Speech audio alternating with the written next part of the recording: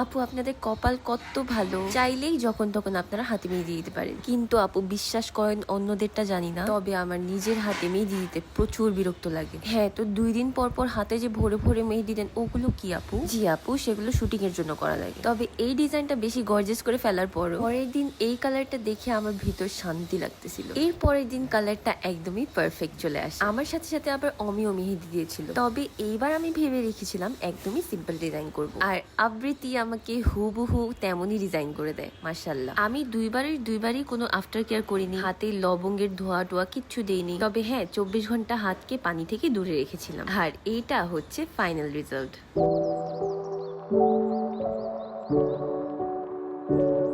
অনেক সুন্দর লাগছে তাই না? আর পিকচার্স গুলো অনেক সুন্দর এসেছে। আর পিকচার্স গুলো একদমই র, আমি এখানে কোনো কিছু এডিট করিনি। এমন আরো ভিডিওস এর জন্য আমার পেজে সবাই অবশ্যই ফলো দিয়ে রাখবেন। সবাই ভালো থাকবেন। আসসালামু আলাইকুম।